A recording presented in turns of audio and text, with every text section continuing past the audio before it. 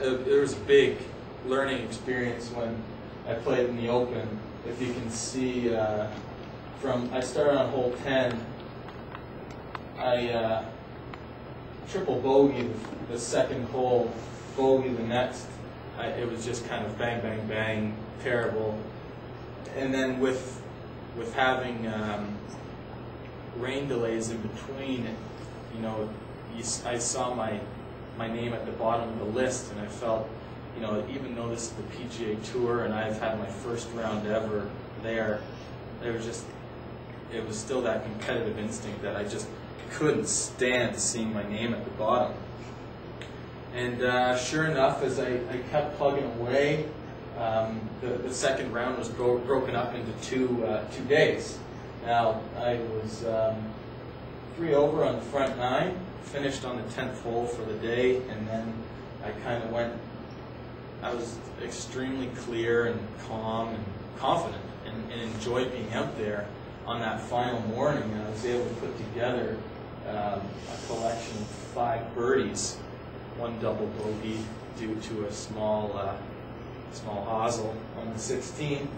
But you know, coming from going so far down to coming back up really gives you, it reiterates just how much you can play, and it really proves to you that you can be out there. Like I said, my thoughts before then were to maybe take some time and work my way up. Having this happen so soon, it kind of shows you that, well, here's how the cards are being dealt, and the time is now. So, like I said, I reevaluated my goals, and once you start believing in yourself, you really want to be part of something. Some of my career goals is that I want to be a contender on the world stage. I want to be able to play on the PGA Tour, and one of the biggest things is, one of my serious goals is to win a PGA Tour event. You win in a PGA Tour event, so you're going to be playing in majors as well. So I want to be able to pit my game up against the best. I want to be able to play with the most pressure. I want to be in those kind of situations. And also, you know, I really want to be one of Canada's top players. I want to be someone that can be looked up to and be able to perform with that kind of pressure. Some of my goals for 2009, I'll go over this. I plan on playing the Tight Lies Tour, which is a Houston-based tour. Top 15 earn prize money. It's kind of like the Great Lakes Tour here. One of the other things is that I want to compete on the Canadian Tour. Playing on the Canadian Tour, I want to be one of the strong competitors, Canadian on the tour. That's bringing in. I want to be, you know, a Rookie of the Year contender, be a strong player, make a big splash, and if I'm able to do that, I'm able to play on the Canadian Tour international team, compete against some international players. If you play well on the Canadian Tour as well, you're instantly exempt into the Canadian Open, which will give me a great opportunity to play that once more at Glen Abbey and definitely make the cut, and if not compete in that tournament. So I've been going over my goals, and as I said, with opportunities seem to come from, especially the Canadian Open. Peter Begg is my chiropractor, and his son is the pitcher for the Olympic team. And a while ago, he had worked with James Dixon, who's here with us tonight, and I was passed on to him by Peter, and he said that he'd do a great thing for golf, and he'd really take me to another level. And I'd like you to listen to him and just go over some of the things that we've been talking about and some of the things that we're working on, so that I can take myself to the next level. So, Jim, if you don't mind. Great night to be here, by the way, coming up from Mark. One of the neat things about when I work with somebody is I first get a sense of how committed they are and what kind of thinking they've got going on in their head. as far as were they dragged into this sport, or do they they have a lot of the assets that you start to see in peak performers or professionals or Olympic athletes. And a lot has been written about the whole field of mental skills training. You've heard it, the mind game. There are a whole bunch of different labels for what I do and what Jacob has started doing. I think if some of you are golfers here, I don't know how many actually are in this same sport.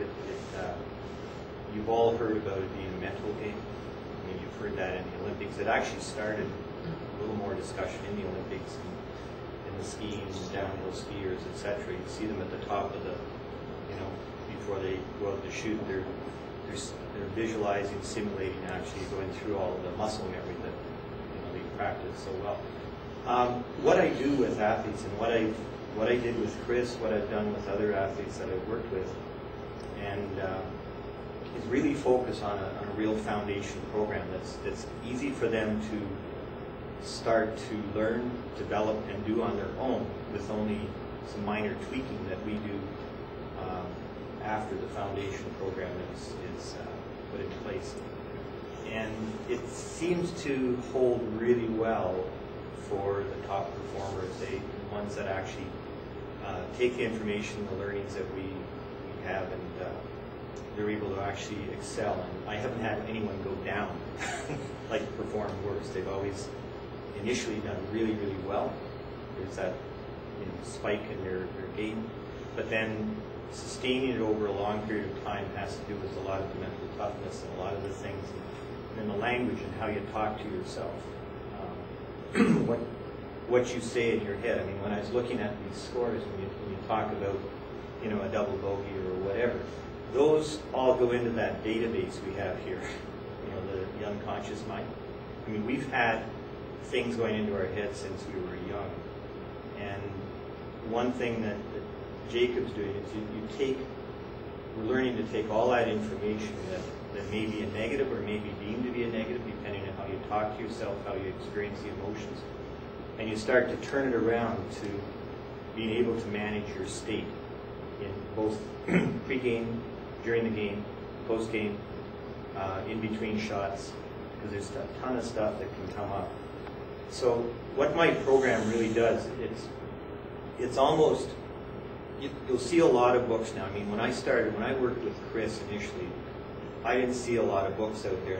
Now I see a ton of different mind game and different people in this business offering you an online course and things like this. But the fundamentals that I teach are, first of all, learning how to talk to yourself. I used to use the way that we sort of communicate with our minds during sports. We can be our own worst enemy and beat ourselves up. You all know that if you've missed a shot or two. You've even seen it with Tiger. Temporarily, he'll slam his club down.